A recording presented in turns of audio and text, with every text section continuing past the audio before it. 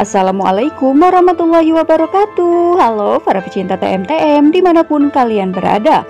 Semoga kalian dalam keadaan sehat selalu dan tentunya masih semangat untuk menyaksikan sinetron TM-TM-nya.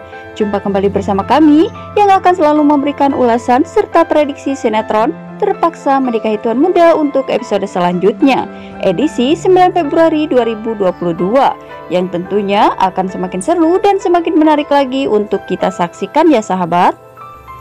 Di mana diceritakan di episode selanjutnya, Kinanti dan Abimana tengah merasakan kebahagiaan karena akhirnya Nayaka kembali lagi di pelukan mereka.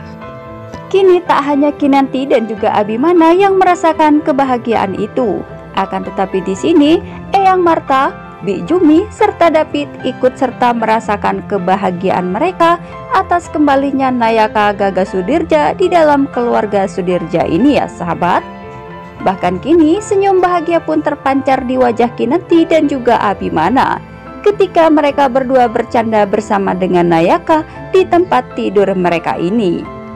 Abimana pun menyampaikan kata maafnya kepada Kinanti karena selama ini Abimana salah menilai Kinanti, dan ternyata ucapan dan kata-kata Kinanti selama ini mengenai Nayaka yang masih hidup ternyata memang benar adanya. Abimana dan juga Kinanti merasa sangat bersyukur karena mereka telah dipertemukan kembali dengan sang buah hati kesayangan mereka ini. Tentu saja di sini Kinanti dan Abimana akan selalu menjaga Nayaka dan tidak akan pernah meninggalkan Nayaka dalam keadaan apapun.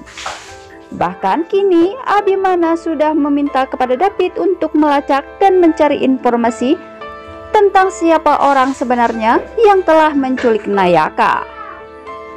Tentu saja di sini, sepertinya David sudah menemukan titik terang mengenai siapa orang yang telah menculik Nayaka.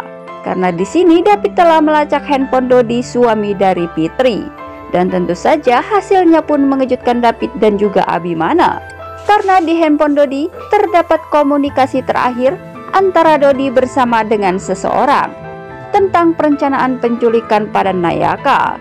Dan kini tinggal satu langkah lagi, David akan segera mengetahui nomor ponsel siapakah itu yang tertera di handphone Dodi ini. Yang tak lain itu adalah kontak Amanda ya sahabat. Meskipun kini Amanda berusaha untuk melarikan diri dan ingin menghilangkan jejaknya dalam kasus Nayaka ini, akan tetapi sepertinya sepandai-pandainya Amanda lari dari kenyataan, pasti suatu saat Amanda akan mendapatkan karmanya dan akan mendapatkan balasan dari semua perbuatan jahatnya ini. Karena Abimana sudah tidak main-main lagi dan akan memberikan pelajaran terhadap orang yang telah menculik Nayaka maupun yang telah menculik Kinanti. Karena kini Abimana akan lebih waspada dan akan lebih cerdik lagi untuk bisa dapat mengungkap semua kejahatan Amanda dan juga Radit. Karena kini Abimana bukan hanya menyelidiki kasus penculikan Nayaka, namun di sini Abimana pun semakin gencar untuk mengetahui siapa pelaku yang telah menculik Kinanti kala itu. Seperti yang kita ketahui di sini, bahwasanya Abimana pun telah mengetahui siapa orang yang telah menerima uang sebesar 2,5 M hasil dari tebusan Kinanti yang diculik kala itu. Dan ternyata Abimana saat itu mengetahui jika orangnya adalah Sunaryo. Sementara waktu Abimana menganggap jika dalang dari penculikan Kinanti itu adalah Pak Sunaryo. Meskipun sampai saat ini Sunaryo tidak mengakui jika bukanlah dirinya yang telah melakukan penculikan pada istri Abimana, karena dirinya pun telah mendapatkan uang tersebut dari Radit atau Dharma sebagai pelunas hutang-hutang Radit kepada Sunaryo ini.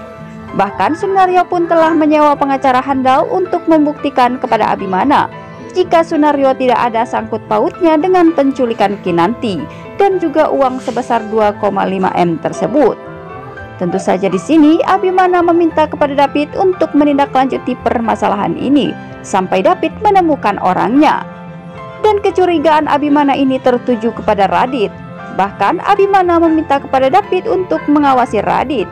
Sementara di lain sisi, Radit yang mengetahui jika Abimana telah mencurigai dirinya. Akhirnya, Radit pun di sini meminta kepada Dinda untuk mengawasi gerak-gerik Abimana dan juga David. Dan meminta kepada Dinda, jangan sampai David mengetahui jika dirinya lah yang telah menculik Kinanti.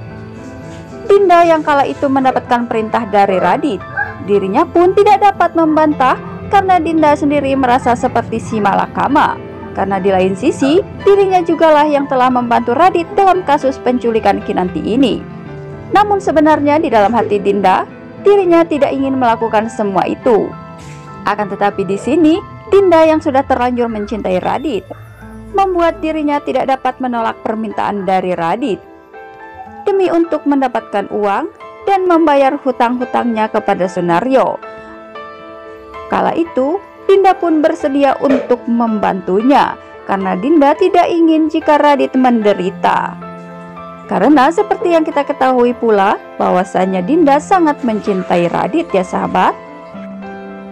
Kemudian di adegan selanjutnya terlihat di sini Abimana bersama Reno.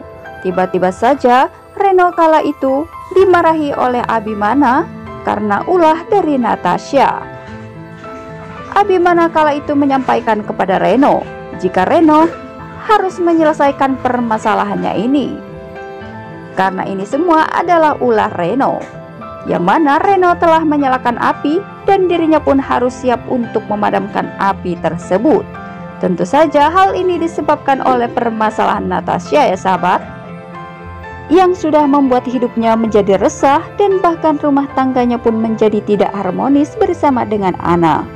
Karena permasalahan Natasha, yang mana Natasha selalu saja mencari ulah supaya Reno bisa menceraikan Anna dan menikah dengan Natasha. Namun di sini Reno tidak ingin melanjutkan hubungannya bersama dengan Natasha karena Reno sudah berjanji kepada Anna untuk tidak berhubungan lagi dengan Natasha dan akan merubah dirinya menjadi orang yang lebih baik lagi di mata Anna dan juga semua keluarga. Dan bahkan Abimana pun menuturkan kepada Reno, apapun yang akan terjadi, maka Reno harus menghadapinya secara dewasa dan tanpa ada siapapun yang merasa tersakiti. Itulah kata-kata Abi untuk Reno. Nah sahabat, itulah sedikit ulasannya dari kami untuk episode selanjutnya. Jika tidak terjadi kesamaan dalam alur ceritanya, itu semata-mata prediksi dari kami. Dan bagi kalian yang baru saja menyaksikan video ini, jangan lupa untuk klik tombol subscribe, like, komen, dan share kalian. Dan aktifkan lonceng notifikasinya agar kalian semua tidak tertinggal dengan video-video terbaru dan terupdate dari channel ini. Dan jangan lupa untuk selalu menyaksikan kelanjutan dan keseruan cerita sinetron TM-TM-nya setiap hari pukul 17.00 waktu Indonesia bagian Barat hanya di ANTV. Terima kasih.